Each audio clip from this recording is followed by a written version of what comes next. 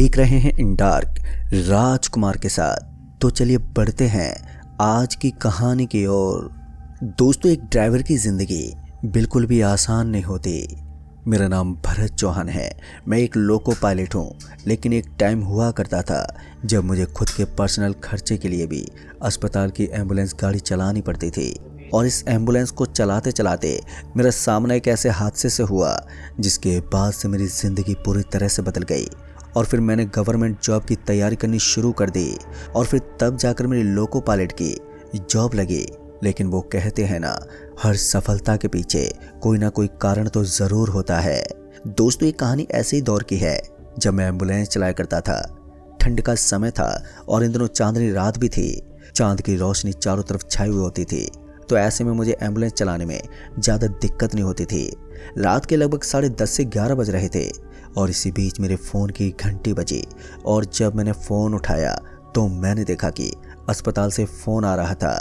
फिर जब मैंने फ़ोन पर सारी बात की तो मुझे पता चला कि एक आदमी की डेड बॉडी को मुझे अर्जेंटली लेकर निकलना होगा और यहाँ से 200 किलोमीटर दूर उसके घर पर डिलीवर करना होगा। ये काम कतई भी आसान नहीं था, लेकिन वो मेरी जॉब थी तो मजबूरी में मुझे वो काम करना ही था। फिर उसके बाद मैं उस कपकपा देने वाली ठंड में अपनी गर्म कंबल से बाहर निकला और सीधा एम्बुलेंस में जाकर बैठा और अस्पताल के लिए रवाना हो गया। मैं सीधा अस्पताल पहुंचा तो मुझे पता चला कि अस्पताल के मुर्दा घर से उस आदमी को लाया जा रहा था जिसकी थोड़ी देर पहले ही मौत हो गई थी। फिर उस आदमी को एम्बुलेंस में लेटाया गया और ऊपर से आज मेरे साथ मेरा कोई सहकर्मी भी नहीं था। जब मैंने अस्पताल के लोगों से अपने साथ चलने की बात कही तो कोई भी नहीं माना। फिर क्या था, मैं एम्बुलेंस को लेकर वहां से निकल पड़ा। रास्ता बहुत ही लंबा होने वाला था और ऊपर से यहाँ आसपास उस आदमी का कोई भी घर वाला मुझे दिखाई नहीं पड़ रहा था।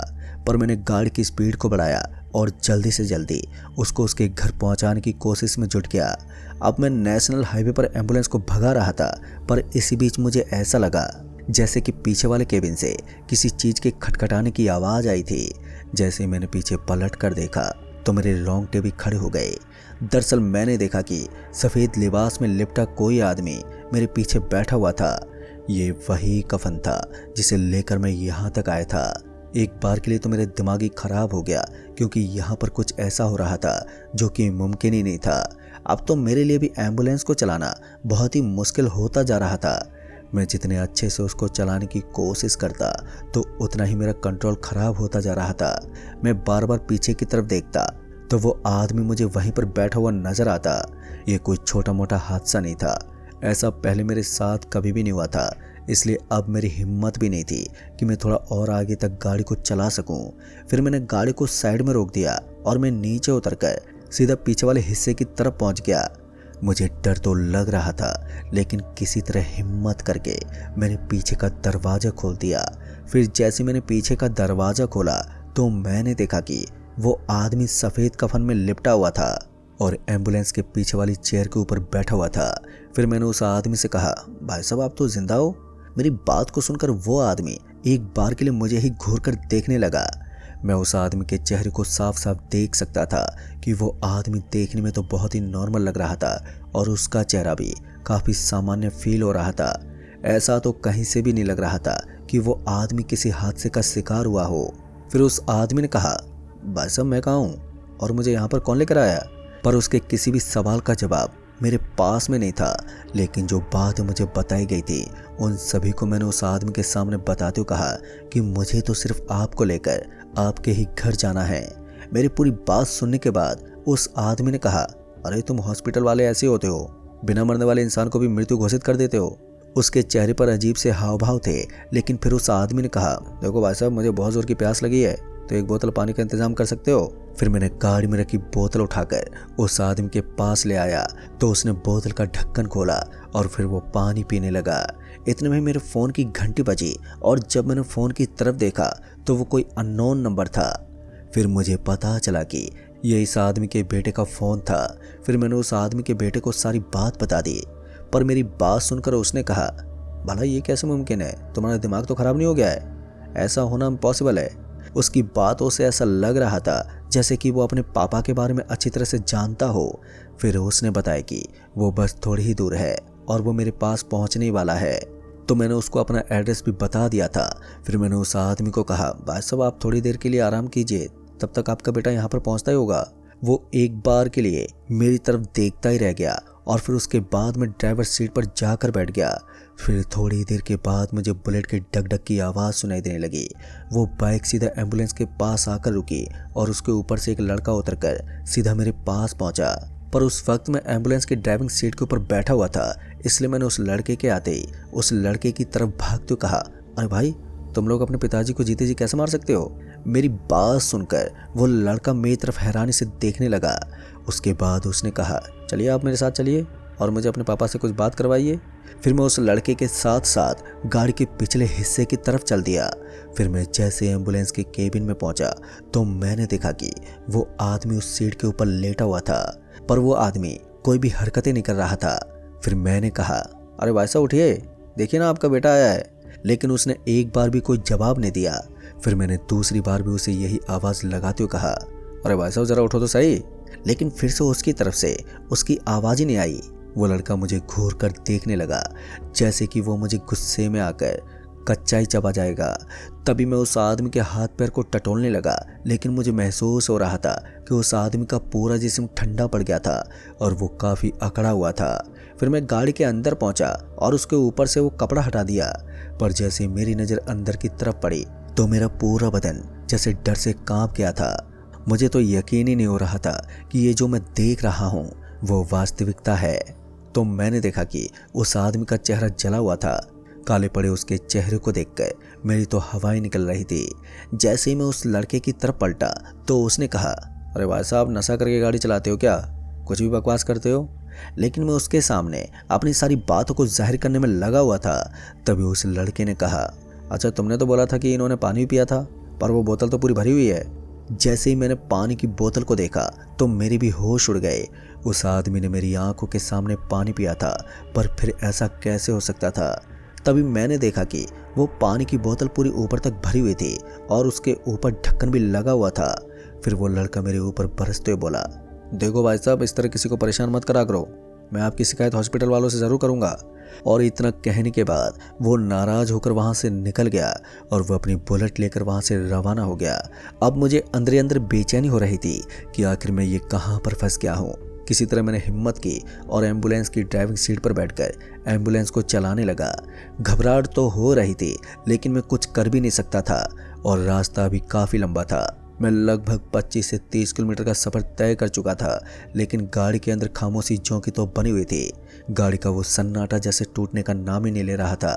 फिर थोड़ी देर के बाद मैं ठीक उसी जगह पर पहुंच गया जहां पर उस लाश को डिलीवर करना था। पर हैरानी तो इस बात की थी कि इस पूरे रास्ते में उसे एक घटना के अलावा मेरे साथ कोई भी दूसरी घटना नहीं घटी। फिर मैंने उस डेड बॉडी को जल्दी से जल्दी गाड़ी से नीचे उतरवाया और उसके बाद मुझे जल्दी से वापस घर भी जाना था। अब तक रात के 2:30 बज चुके थे और अभी भी लगभग 1.5 घंटे का वक्त बचा हुआ था। वैसे भी ठंड के समय में गाड़ी चलाने में कोहरा और भी ज़्यादा परेशान करता है। पर फिर मैंने जैसे तैसे अपनी गाड़ी का टर्न लिया और फिर वहाँ से निकल पड़ा। उस लाश को अपनी गाड़ी से उतारने के बाद मेरी सांस में सांस आई थी। मैं गाड़ी को भगाता हुआ अब तक काफ़ी दूर आ चुका था, पर मुझे लग रहा था कि अब सब कुछ नॉर्मल हो चुका है। लेकिन मेरी ये गलतफहमी बस कुछ ही सेकंड के अंदर दूर होने वाली थी। अभी मैं नेशनल हाईवे से सटी हुई एक कच्ची रोड पर था। उस रोड के ऊपर मुझे दूर दूर तक सिर्फ सन्नाटा ही सन्नाटा नजर आ रहा था कि तभी मुझे पीछे से किसी के होने का एहसास हुआ।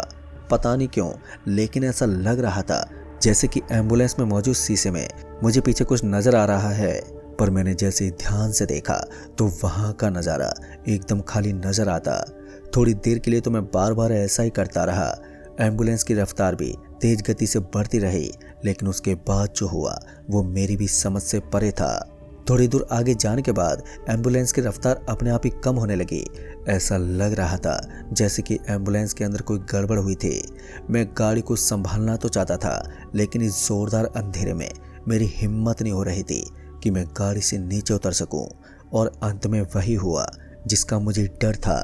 थोड़ी दूर आगे जाने के बाद गाड़ी एकदम से बंद पड़ गई और गाड़ी के बंद होते ही मैं भी अपना माथा पकड़कर वहीं बैठ गया। इतने में ही पीछे से किसी की आवाज़ आई, अरे भाई साहब मैंने आपको बोला था ना कि मुझे थोड़ा पानी चाहिए।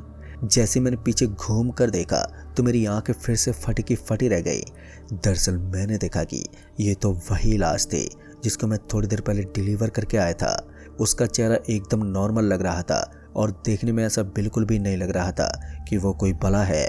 मेरे पास अपनी गाड़ी को स्टार्ट करने के अलावा दूसरा कोई रास्ता भी नहीं था, लेकिन जब बार बार कोशिश करने के बाद भी गाड़ी स्टार्ट नहीं हुई तो अंत में थक हार कर मैं तुरंत ही एम्बुलेंस से नीचे उतर गया और फिर उस ठंड भरी रात में सड़क पर पैदल पैदल भागने लगा।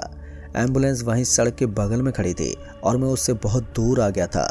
भागते भागते मैं एक होटल के पास पहुंचा तो उस होटल को देखकर मेरी सांस में सांस आई और फिर मैं जल्दी से उस होटल के गार्ड के पास पहुंचा।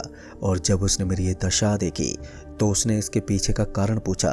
तब जाकर मैंने उसे पूरी बात बताई और मेरी बात सुनकर वो भी डर गया, लेकिन इस टाइम पर मेरी बातों का उसके पास भी कोई जवाब नहीं था।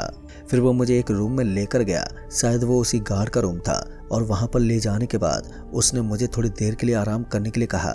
तो मैंने भी ठीक वैसा ही किया। मैं थोड़ी देर के लिए वहीं पर बैठकर आराम करने लगा और उसके बाद ना जाने कब मेरी आंख लग गई। फिर जब मेरी आंख खुली तो मैंने देखा कि अब तक सुबह हो चुकी है और मैं उस होटल के बाहर ज़मीन पर लेटा हुआ था।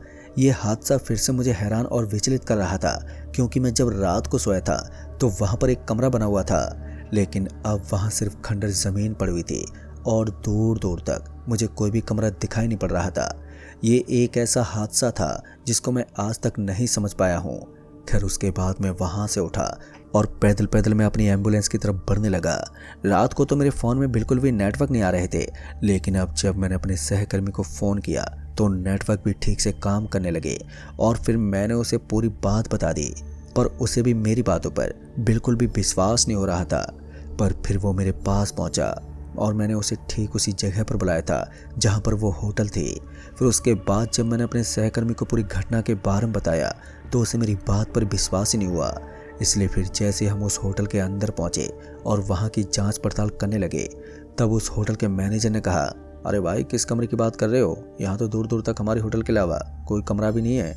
उसकी बातों से मैं सरासर गलत साबित हो रहा था और शायद मुझे एम्बुलेंस की ड्यूटी से आउट भी किया जाने वाला था, लेकिन उस होटल के मैनेजर के पास खड़ा वही काम करने वाला एक आदमी बहुत देर से मुझे घूर कर देख रहा था। फिर मैं अपने एम्बुलेंस सहकर्मी के साथ वहाँ से निकला और उस होटल से बाहर निकल गया, पर वो आदमी जो मुझे घूर कर देख रहा था वो भी हमारे पीछे पीछे आया और उसके बाद उसने कहा, देखिए भाई साहब, मुझे अच्छी तरह से पता है कि आपकी मुलाकात किससे हुई थी। और फिर जाकर उसने बताया कि वो आदमी कई बार यहाँ पर दिख जाता है। इस होटल की जगह पर पहले उसका कमरा हुआ करता था। 10 साल पहले उस आदमी को सरकार के लोगों ने जबरदस्ती यहाँ से निकाल दिया, लेकिन उस आदमी का मोह इस जमीन से जुड़ा हुआ था, जिस वजह से उसकी आत्मा आज भी यहाँ पर भटकती है। लेकिन अच्छी बात यह है कि वो किसी को नुकसान नहीं पहुँचाता। खैर दोस्तों, उसके बाद हम वहाँ से निकल गए क्योंकि अब सारा माजरा हमारे सामने था, लेकिन अभी भी मेरे दिमाग में उस लाश का वो ख्याल चल रहा था और मेरी बात पर कोई भी यकीन करने को तैयार ही नहीं था।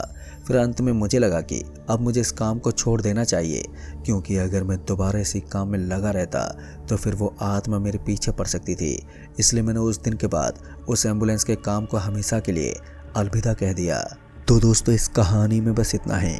कहानी आपको पसंद आई हो तो वीडियो को लाइक शेयर कमेंट जरूर कर दें। तो मैं आपका दोस्त राजकुमार जल्द ही मिलूंगा ऐसी एक और खौफनाक घटना के साथ। तब तक के लिए बाय एंड टेक केयर।